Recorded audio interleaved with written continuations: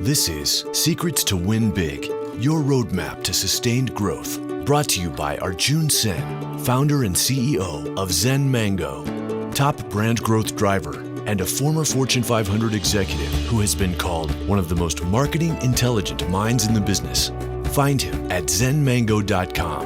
And now, here's your host, Arjun Sen. Welcome to Secrets to Win Big with Arjun Sen. This is Arjun. And this is a podcast that I really wanted to do as it grew on me. So first, let me share a little bit about my VIP guest, Bob Urey, and then let me share why this is very exciting. Bob Urey recently retired from his role as president and CEO at Central Houston, and also, which is also part of these following organizations, is Houston Downtown Management District, the Downtown District, Downtown Redevelopment Authority, which is also known as DRA. Bob is a champion of downtown and its rebirth as a central hub, and is beloved for his ability to unite political, civil, and business leaders. And what was fascinating with my conversations with Bob is I got a chance to meet Bob, my next door neighbor, to first learn that this is a man who counts his marathons in tens. This is a person, I see him running just another 10, 12, 15 miles on given morning. And I got a chance to know this incredible human being little bit at a time because he's really modest. And I'm very fortunate that I have had a conversation with him about this podcast because this podcast has two different parts. One is, of course, is very fascinating to be in Houston, how the city has evolved and is evolving. But the second part that is there is, during my conversation with Bob, what I realized is this is a man who has one word missing from his vocabulary, which is I. And that really fascinated. And with that, Bob, welcome to Secrets to Win Big. I'm really excited about this conversation today. Well, thank you for having me aboard. I'm really looking forward to doing this. This is really great. So Bob, let's start with something fun. The beginning of how your passion started with the city of Houston, it just feels like the city was doing everything to recruit you. There's a fascinating story about for the first house you live in. I don't want to take anything away from the story. Would you share that story? It's absolutely fascinating. I'll be happy with it. Just a little bit of personal background here to kind of set the stage. After I completed, I'm from Louisville, Kentucky. After completing the undergraduate program in architecture at the University of Cincinnati, I actually was working for the University of Louisville in an urban studies center. And I had a wonderful opportunity on a fellowship at Rice University in Houston, and also to be able to work in a newly formed urban research center. So I accepted the offer, and we were bound for Houston. And so I flew down before we moved to try to find a place for my young family to live in. And I was staying with some friends, and in fact, they had loaned me their VW Bug so I could drive around the city and see if I could find a rent house for us real quick. I'll be honest with you, I didn't do well.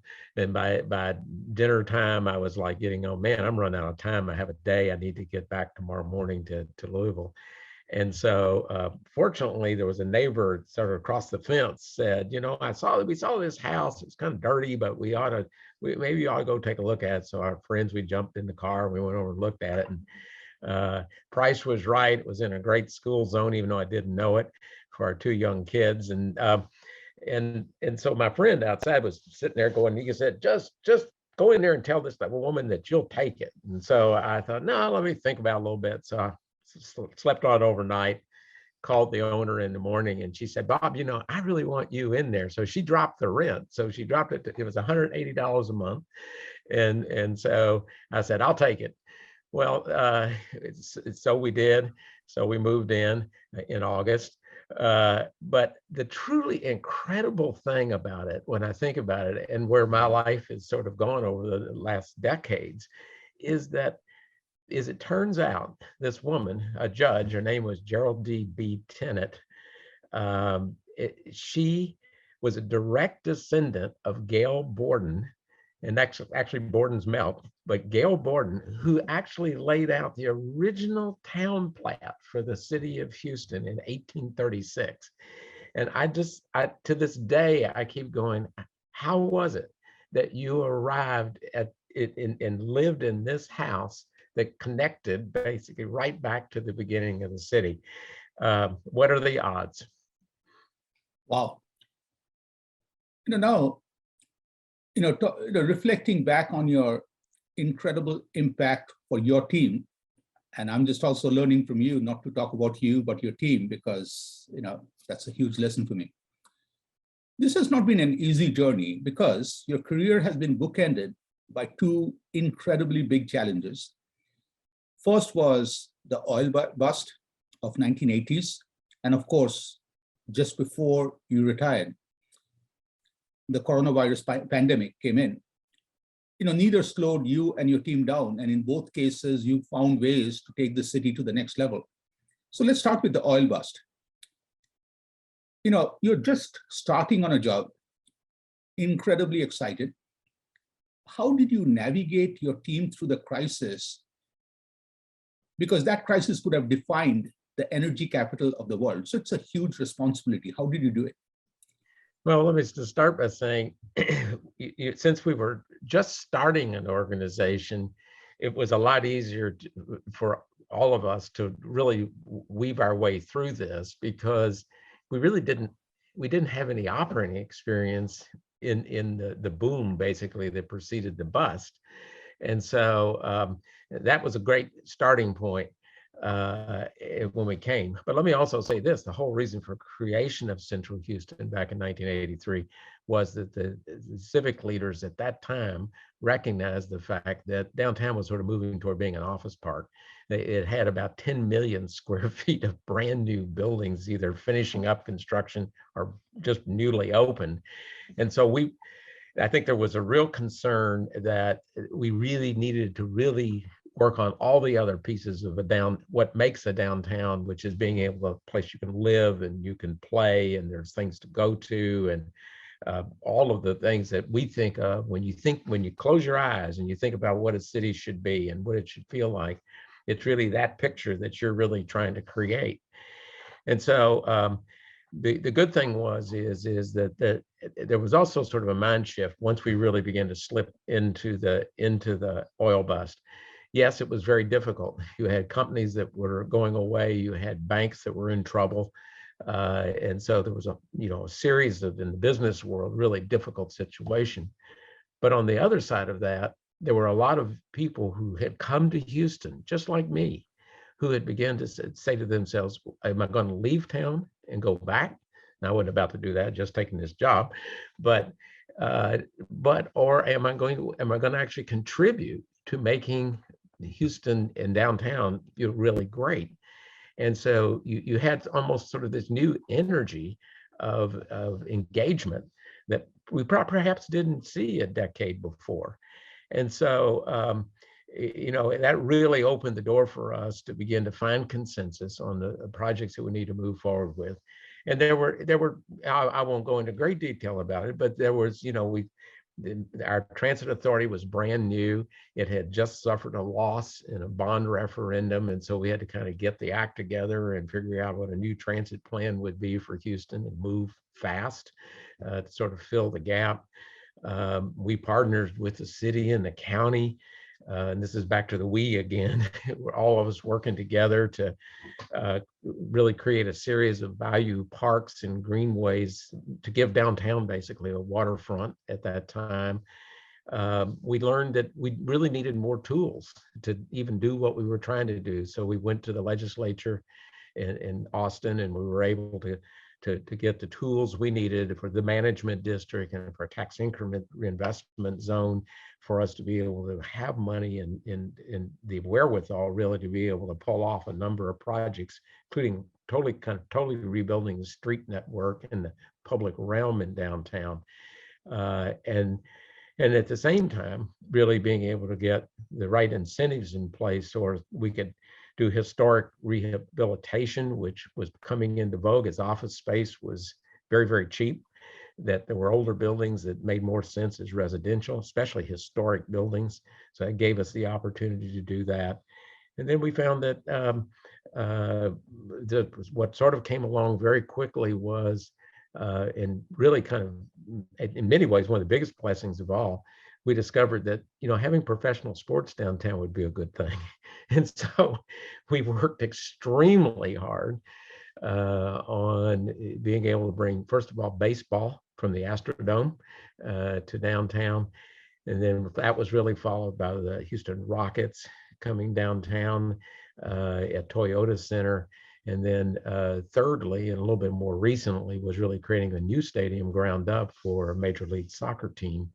They're giving us 3 professional major sports facilities, and at honestly, at today's market, a remarkably good price back when they were built. So it sort of all of these things sort of working together really began to kind of quickly bring us out of the hole. And maybe quickly is really the wrong word, only from the standpoint, when I look back at it, in '83, it took about from '83 into '85 before we really began to hit into the bottom of the oil bust. It took easily another decade to begin to really come out of it. So anybody looking for quick success, it doesn't happen. It takes time for everybody to work together to get there. You also have to have consensus about making it happen, and we were able to do that. And then and then things really begin to kind of pick up from there. So fortunately, we had the staying power, and we had the engagement and commitment of the entire community to really pull this off. So, fortunately, by the time we hit the new millennium, I think that really, in many ways, is sort of the point you could say we really are beginning to take off on a path where you could really see tremendous progress and also really see the vision for downtown coming together. Wow. Well, I'm taking a lot of notes as you're talking, and there were 4 wisdom nuggets that really hit home. One is, in a crisis, this phrase that you use, really, I love this, is weave your way through a crisis. Second is this whole energy of engagement. I think that defines you. I love that. Then creation starts with a bigger purpose. And finally, anyone looking for a quick success, it doesn't happen. You also talked about responsibility towards everyone. Bob, at the core, you are a human being. Just starting a career, there must have been days when looking at the uncertainty of the oil bust, it was worrisome, it could impact you. So personally, how would you navigate through uncertainty? That becomes a good lesson for the rest of us. Well, one of the good things, you already kind of opened the door on this, is, let me just say at a personal level, one of the things I think that was extremely important was I ran my first marathon about 4 months before we started Central Houston. And I've often thought about it, and I thought, to some extent, having the goal and the sort of toughing it out through a marathon was probably not bad training, and I never really quit.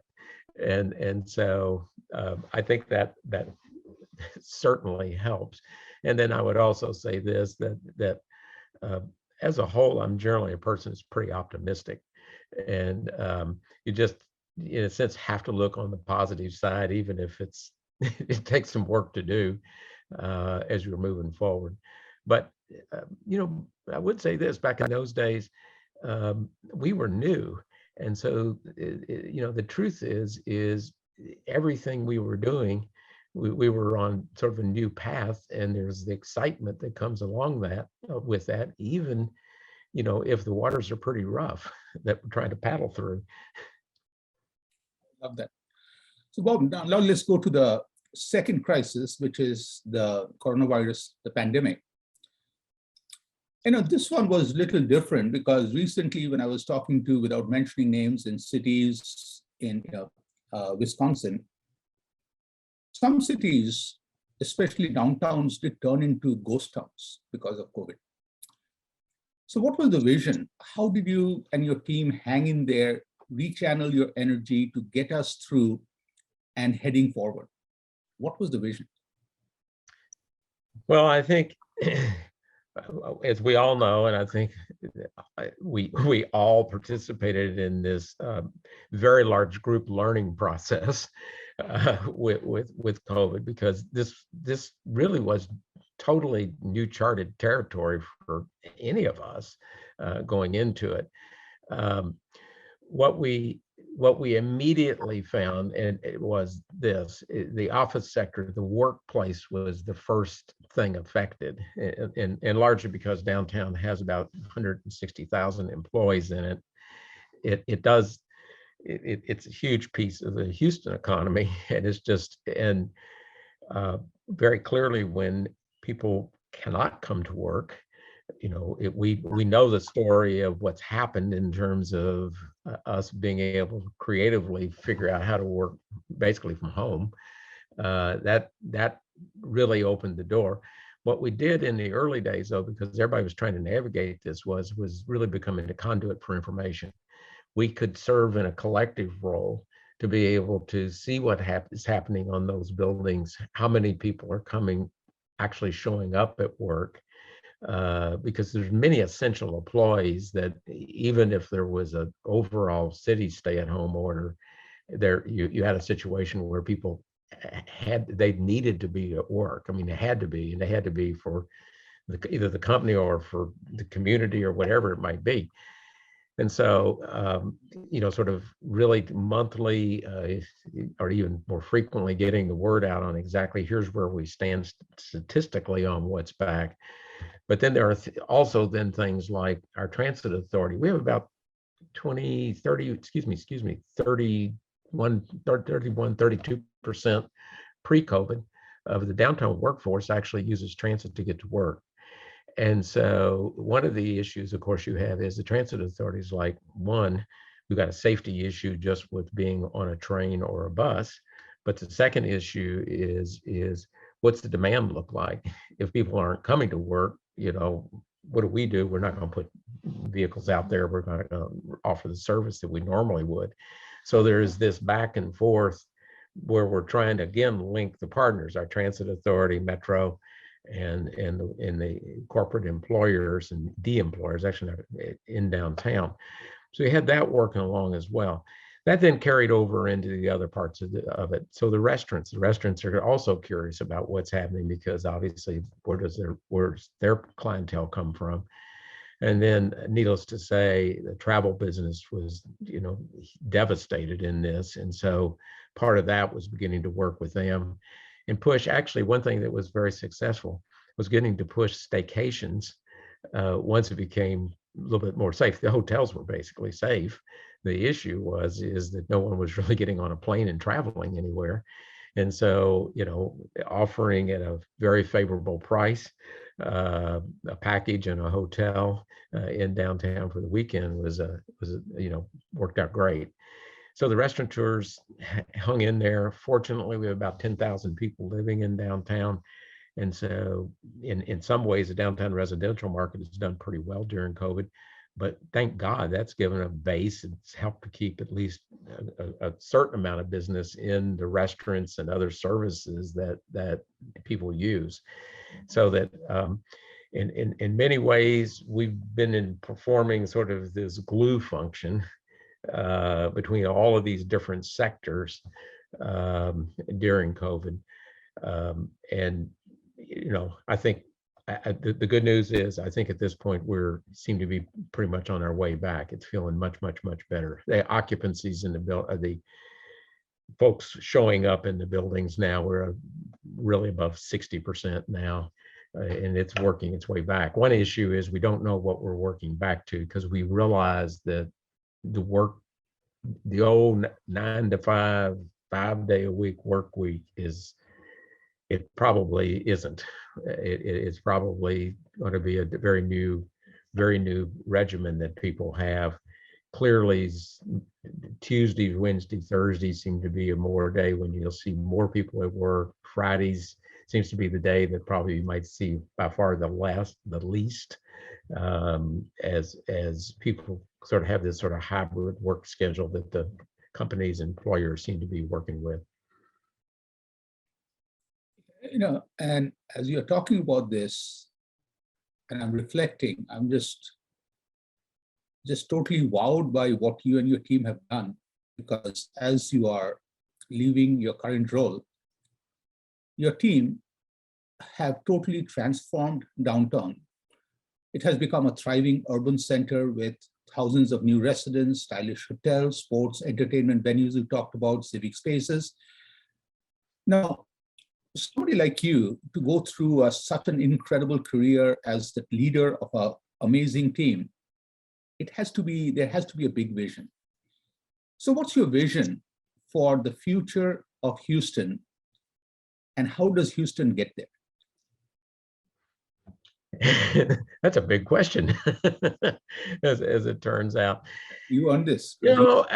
My sense is this: there's some characteristics of Houston that to me still to this day sort of amaze me. One is this is a city where people work very, very hard, and it is a city where people want to work, they enjoy working, they roll up their sleeves, and they really kind of go to it. So that environment is very important. The second thing is, this is a city that really accepts everybody. And we have just, it really, in some ways, our city is sort of the United Nations, when you really kind of look at it in terms of the fusion of cultures that really exist in this city, which I think it helps tremendously. And that's been helped with a lot of things. One of the things, obviously, with energy, which is global, means that there are many people from other countries around the world that work here or live here, or we work with them, and there's a lot of international travel. And so I think that is a huge asset when it comes together. The third, let's say the third thing would really be that this is a city that builds things. If you really look at what's happened with energy, it's really been it's been the creativity, engineering skills, science skills to really be able to work with energy. But when you really look at that behind, back, there's a lot of both now technical and technology involved in that, but there also has traditionally been a great deal of building that is part of it. And the exact same thing carries over into space. When you look at the role NASA's had, and sort of having had Johnson Space Center here for well over 50 years, that also carries forward. So you kind of look at those as the fundamental sort of behind what we've got.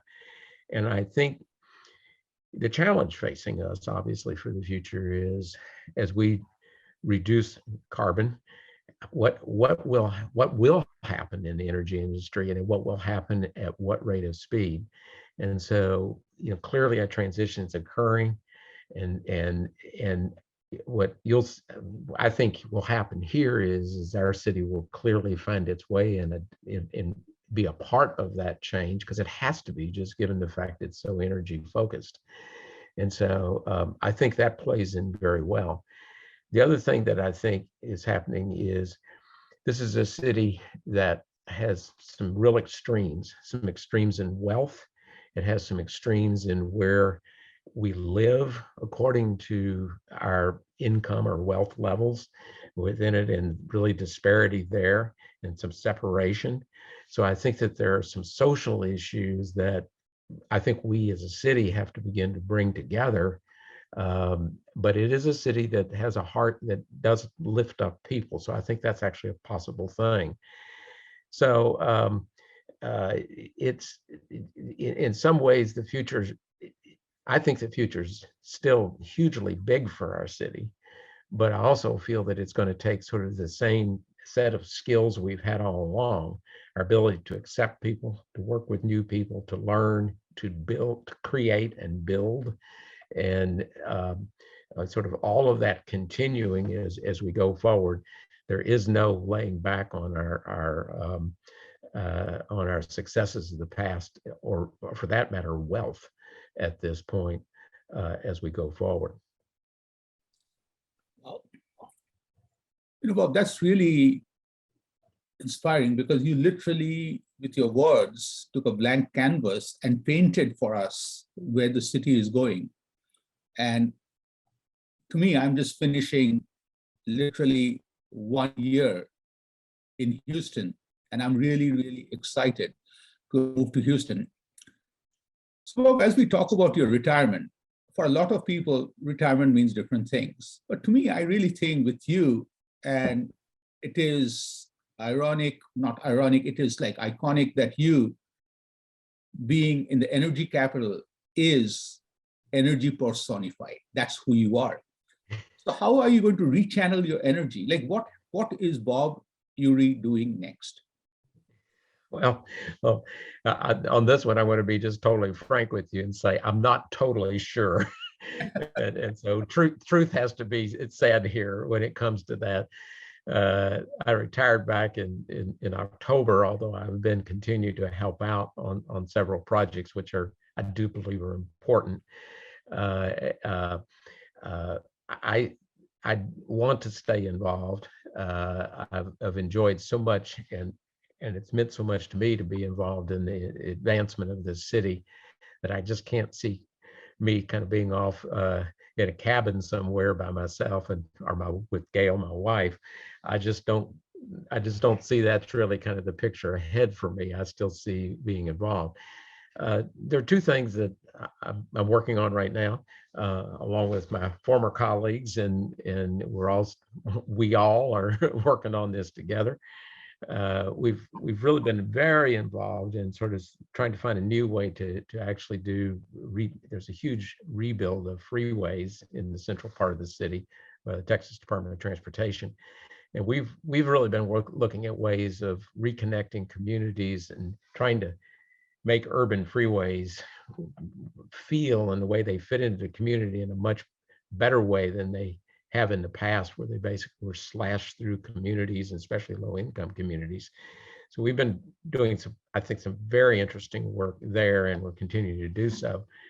The second piece that I will admit I'm going to stay involved in is in the process of our work over the years in downtown. I've become very, very interested in ending homelessness. And I know most people will kind of say, really end homelessness? Well, I'm not sure you ever completely end it, but I think what it does mean is that if one were to fall into circumstances of homeless, they shouldn't have to be there long, that there are paths and there's ways sort of out of that. And we've made tremendous progress here in this city on that. We learned a great deal back in the 90s into 2000s. Believe it or not, our city, back when Katrina hit New Orleans back in 2005, we housed over 150,000 people within a few months here in our city that came from New Orleans. And these weren't homeless people necessarily. They were situationally homeless, but it's not the homeless we think of when we think of cities. But it was amazing how Houston was able to do that. I mean, to put it together to do it. So when you've been able to do that, you could easily be able to, house, let's say 10, 15,000 homeless people, which we've been able to do. In fact, since 2012, we've had a coordinated effort called The Way Home to house people. We've housed over 25,000 individuals, believe it or not. And we continue to do that with some new funds in COVID relief, and opening up sort of some new and creative ways to better have all the services, especially mental health and substance abuse treatment, and our criminal justice system sort of working with our homeless housing and service system. I think we're beginning to make some real breakthroughs at this point. In fact, we're right on the verge right now of being the first major city in America of ending chronic homelessness, which is just remarkable. And but it's, we're not done, and there's more to be done in this sector.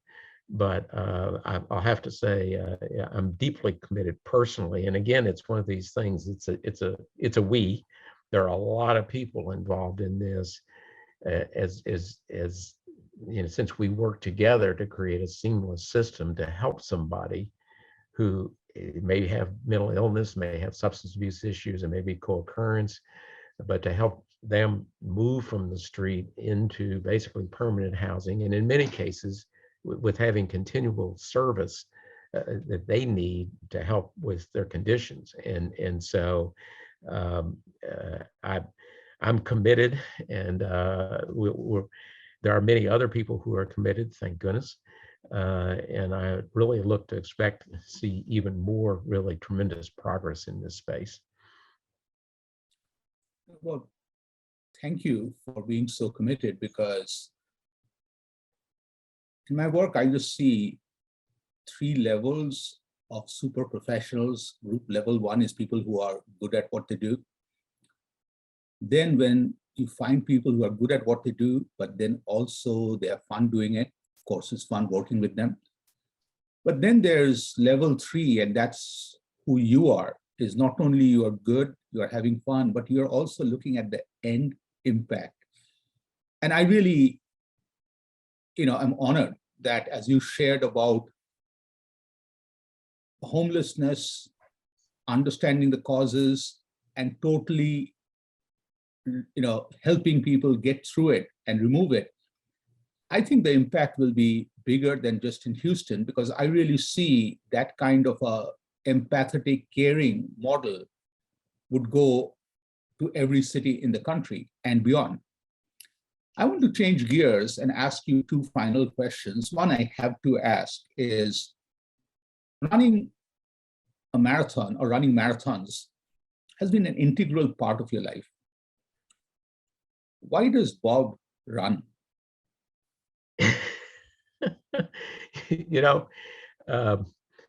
It's really funny. I was a little overweight. In fact, when I was in junior high school, one of my classmates had the audacity to start calling me Porker. And so on our kitchen wall at home here, there happens to be these pencil drawings that this guy drew of me in the 8th grade at Barrett Junior High School of Porker. So sort of carrying that image forward as we moved into my 20s, married, you had to come to Houston, you've heard the story, and working 1 million hours a day, I realized I was not in good shape, overweight, and I really needed to do something. So on my 29th birthday, I went to a little playground at a Catholic school right at the end of our street, and I did a few laps on my birthday. And that's the first time I ever run. It really, at all, and it wasn't beautiful. I'll just make sure you understand that. And I never stopped.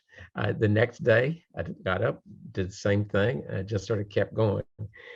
And I had a colleague who was working with me at Rice at the time, who's an excellent athlete, and he kind of said, "Yuri, you're never going to keep that up. I bet you will never keep that up." And so just recently, I had lunch with him, and I said, "I feel so good. I can report back that I run over 80,000 miles now, Jack, and done 54 marathons, and I'm still running." And when the day I get up and think about it not running, I think about you, and that makes me run. And so I have, it has really been, in many ways, what I needed to be the offset to every other thing going on in very, very busy life. Just 1, being in good shape physically, but 2, something that's completely away. But the other thing great about running is I don't run with anybody, and it's great time just to think and cogitate about any of the things or stuff that doesn't have any relation to the stuff I'm generally involved in every day. 80,000 miles, 54 marathons, and you keep going. Wow. So Bob, here's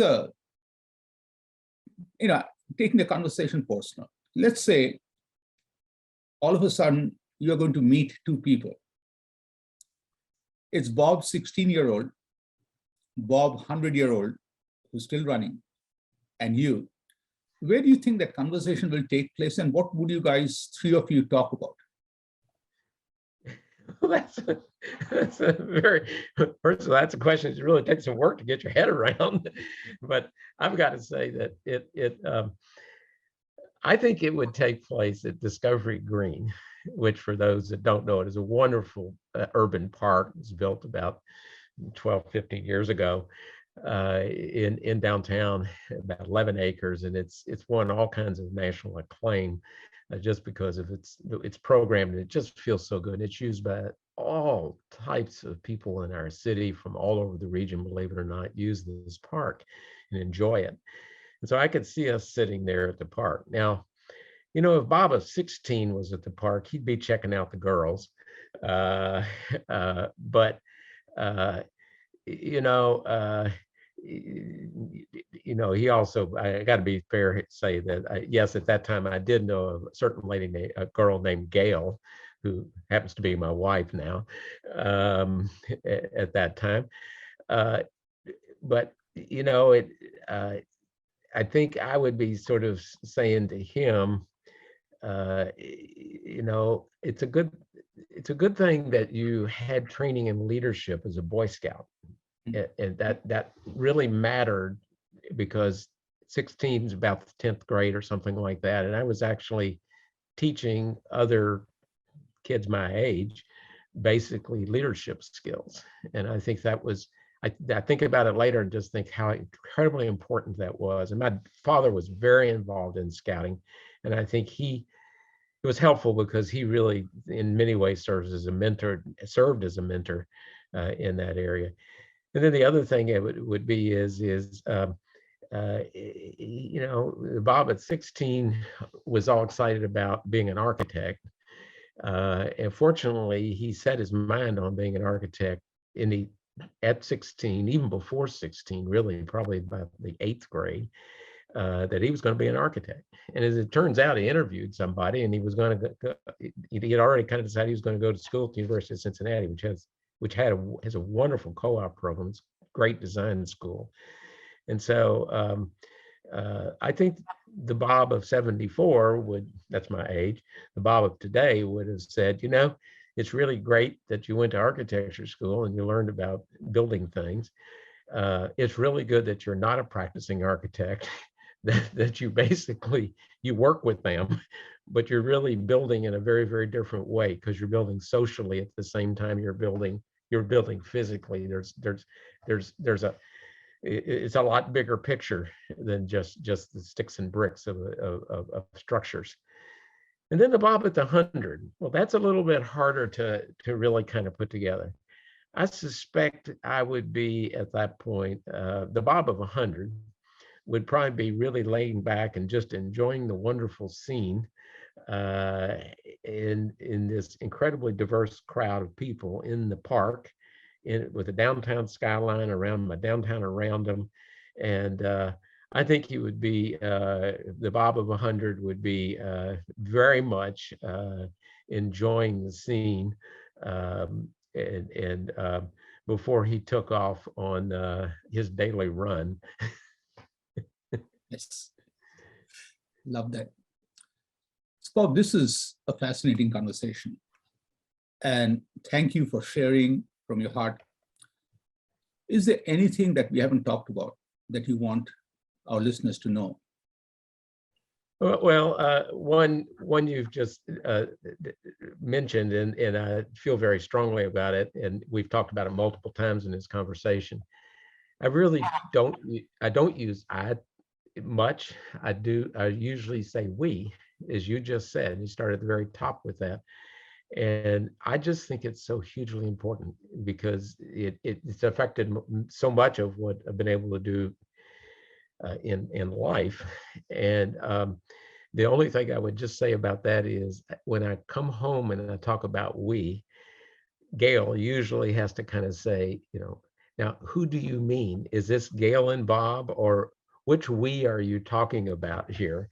Mhm. So there are some downfalls with this we too thing, and I just want to make everybody aware of that. Okay, if you have a significant other, and so I think that's there as well, and then you brought up we've talked about the running.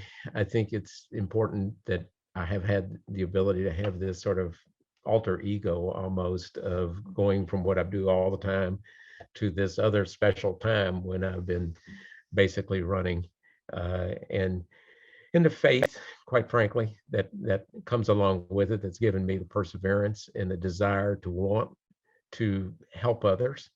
And I think that it's few people, I think, could really have the joy that I've had in really being able to serve in that capacity for so long.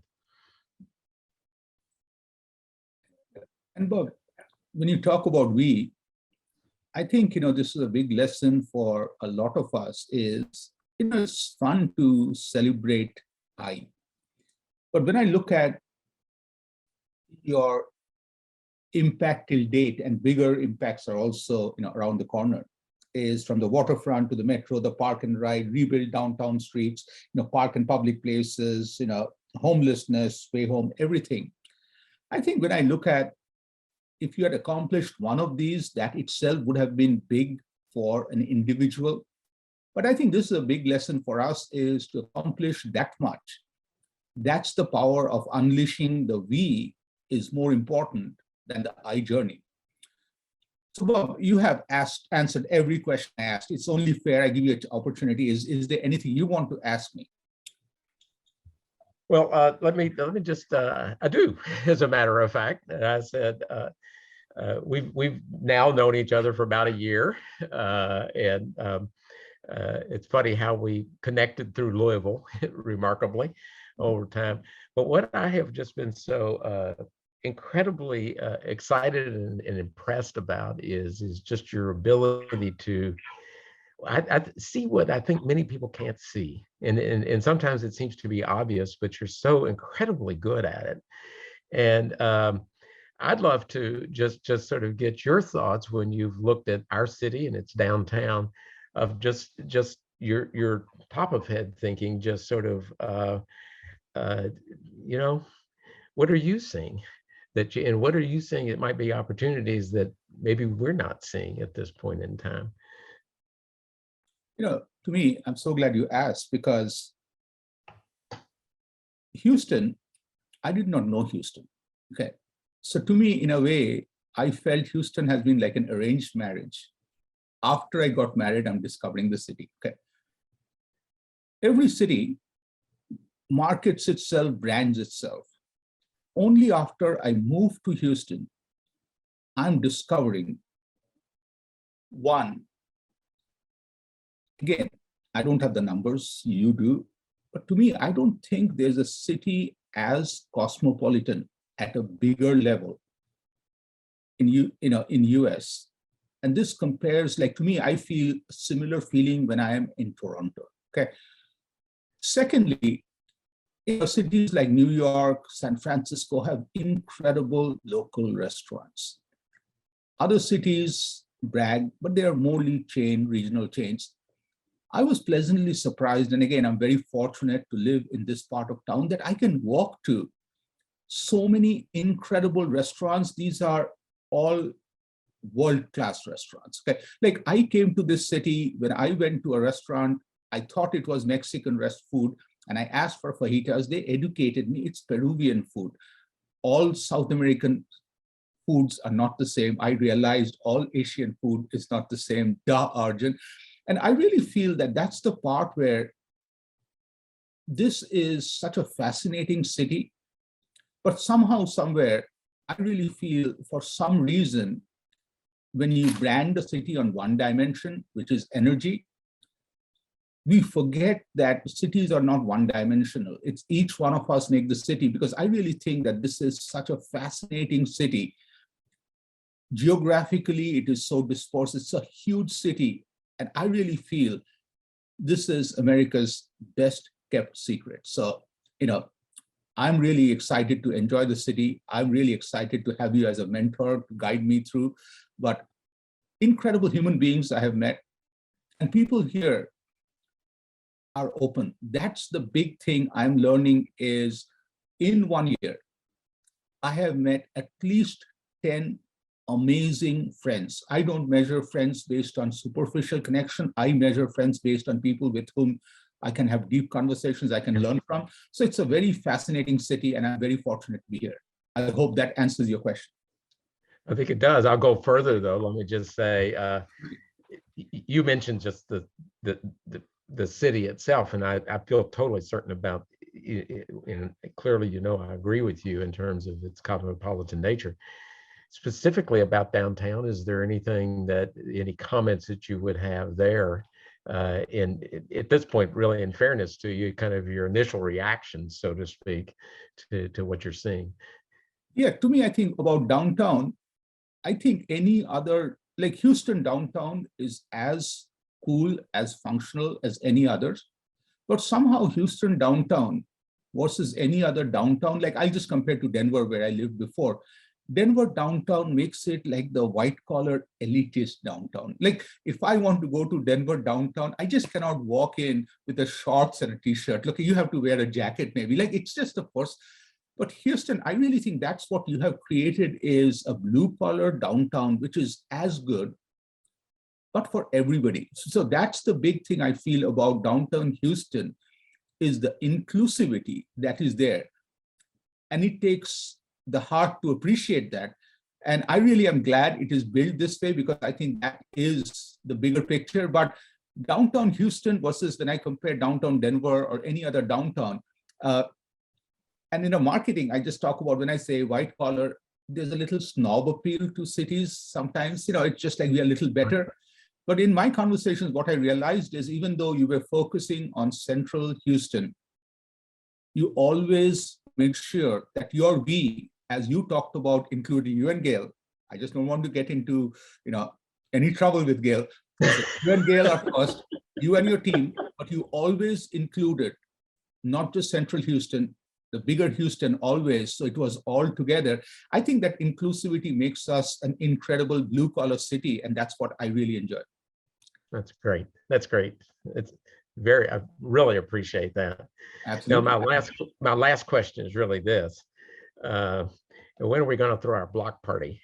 We're going to do an amazing block party, and now I have stories to share about Bob Urey in that block party. Absolutely, we will do that. So Bob, this is a fascinating conversation. And as I'm going through in every conversation, I try to find, or it's a game for me, what will I name this conversation, okay? And I think I have an idea of this. This conversation has to be called the energy of engagement, okay? I really feel Houston chose you and you chose Houston because there's a perfect marriage that happened there. And I think the energy, there's so many levels of energy that was there in this conversation. It started with the leadership of we. It started with the leadership of taking a team through crisis, let every person hang in there, feel included. And I also feel that as you have started to going through, there are things that you talked about is creation starts with a bigger purpose, building the bigger picture. Like there's so much of energy that was there. And I really think that the whole thing, the thread behind this conversation is a man who once he started going, kept going. And I think that is very important in today's world for leaders.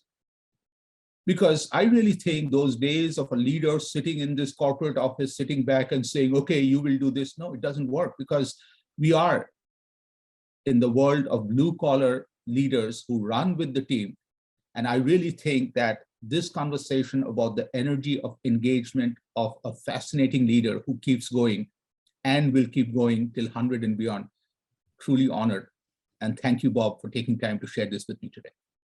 Well, thank you. Thank you. It's been my pleasure to be your guest on this. It's just wonderful. And frankly, to enjoy and I deeply appreciate your thinking. You've been listening to Secrets to Win Big with Arjun Sen, founder and CEO of Zen Mango, top brand growth driver, and a former Fortune 500 executive who has been called one of the most marketing intelligent minds in the business.